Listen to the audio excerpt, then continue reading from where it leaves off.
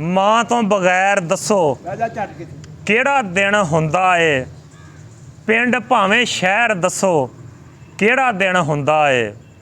ਦੁਨੀਆ ਦੇ ਮੇਲੇ ਮਾਵਾਂ ਨਾਲ ਚੰਗੇ ਲੱਗਦੇ। ਦੁਨੀਆ ਦੇ ਮੇਲੇ ਸਾਰੇ ਮਾਵਾਂ ਨਾਲ ਚੰਗੇ ਲੱਗਦੇ।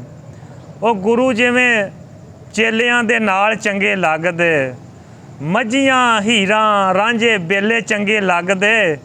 ਤੇ ਬਾਗ ਵਿੱਚ ਜਿਵੇਂ ਅੰਬ ਕੇਲੇ ਚੰਗੇ ਲੱਗਦੇ। ਤੇ ਇੱਕ ਦਿਨ ਫਿਰ ਕਿਵੇਂ ਮਾਂ ਦਾ ਮਨਾਈਏ ਜੀ। ਉਹ ਬਾਕੀ ਦਿਨਾਂ ਵਿੱਚ ਮਾਂ ਕਿਵੇਂ ਭੁੱਲ ਜਾਈਏ ਜੀ।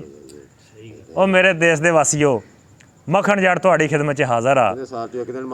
ਹਾਂ, ਕੱਲ੍ਹ ਦਾ ਮੈਂ ਸੋਸ਼ਲ ਮੀਡੀਆ 'ਤੇ ਮਦਰ ਡੇ ਦੇ ਬਾਰੇ ਪੋਸਟਾਂ ਦੇਖ ਰਿਹਾ ਵਾਂ। ਤਾਂ ਬਹੁਤ ਸਾਰੇ ਲੋਕਾਂ ਨੇ ਆਖਿਆ ਕਿ ਤੁਸੀਂ ਮਾਂ ਦੇ ਬਾਰੇ ਕੀ ਆਖਿਆ। ਤਾਂ ਸਭ ਤੋਂ ਪਹਿਲੇ ਤਾਂ ਮੈਂ ਇਹ ਗੱਲ ਕਰਨੀ ਚਾਹੁੰਦਾ ਵਾਂ ਕਿ ਕਿਆ ਮਾਂ ਦਾ ਇੱਕ ਦਿਨ ਹੀ ਹੁੰਦਾ ਵਾ ਜਿਹੜਾ ਮਨਾ ਲਈਏ। ਮੇਰੀ ਸੋਚ ਦੇ ਮੁਤਾਬਕ ਤੇ ਮਾਂ ਦਾ ਹੀ ਹਰ ਦਿਨ ਵਾ। ਮਾਂ ਤੋਂ ਬਗੈਰ ਕੋਈ ਦਿਨ ਨਹੀਂ। ਜਦੋਂ ਮਾਂ ਤੋਂ ਬਗੈਰ ਕੋਈ ਦਿਨ ਹੈ ਹੀ ਨਹੀਂ, ਫਿਰ ਇੱਕ ਦਿਨ ਮਾਂ ਦਾ ਦਿਨ ਕਿਵੇਂ ਮਨਾ ਲਈਏ। ਹਜ਼ਰਤ ਮੂਸਾ ਨਬੀ ਨੂੰ ਕੋਹ ਤੂਰ ਤੋਂ ਆਈ ਆਵਾਜ਼, ਤੇਰੇ ਪਿੱਛੇ ਦੁਆ ਨਹੀਂ ਮਾਂ ਦੀ, ਤੂੰ ਸੋਚ ਕੇ ਬੋਲ ਐ ਸਵਾਰ।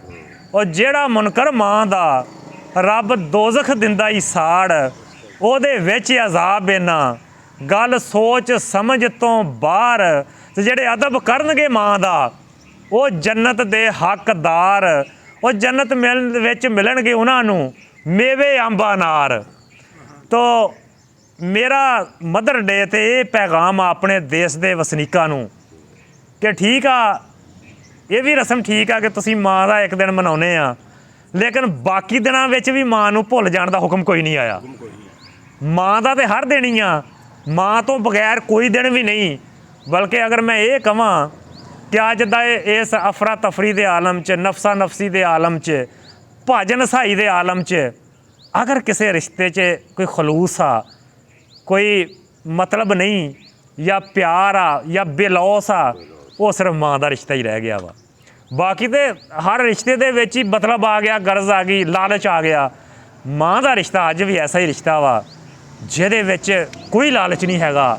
ਬਲਕਿ ਮੈਂ ਤਾਂ ਇਹ ਕਹਾਂਗਾ ਕਿ ਮੇਰੇ ਨਾਲ ਤੇ ਮਾਂ ਜੀ ਕੀਤੀਆਂ ਉਹ ਸਾਰੀ ਉਮਰ ਵਫਾਵਾਂ ਤੂੰ, ਤੇ ਆਪਣੇ ਸਿਰ 'ਤੇ ਝੱਲ ਲਈਆਂ ਸਨ ਉਹ ਮੇਰੀਆਂ ਸਭ ਬਲਾਵਾਂ ਤੂੰ। ਜਿੰਨੇ ਮਰਜ਼ੀ ਰਿਸ਼ਤੇ ਤੁਹਾਡੇ ਮਜ਼ਬੂਤ ਆ, ਲੇਕਿਨ ਕੋਈ ਰਿਸ਼ਤਾ ਵੀ ਤੁਹਾਡੀ ਬਲਾ ਆਪਦੇ ਗਲ 'ਚ ਨਹੀਂ ਪਾਊਗਾ। ਲੇਕਿਨ ਮਾਂ ਨੂੰ ਇਹ ਮੁਕਾਮ ਹਾਸਲ ਆ ਕਿ ਮਾਂ ਔਲਾਦ ਦੀ ਬਲਾ ਵੀ ਆਪਦੇ ਗਲ ਹੀ ਪਾ ਲੈਂਦੀ ਆ। ਉਹ ਪੁੱਤਰ ਡਿੱਗਦਾ ਸੱਟ ਮਾਂ ਨੂੰ ਲੱਗ ਜਾਂਦੀ ਆ।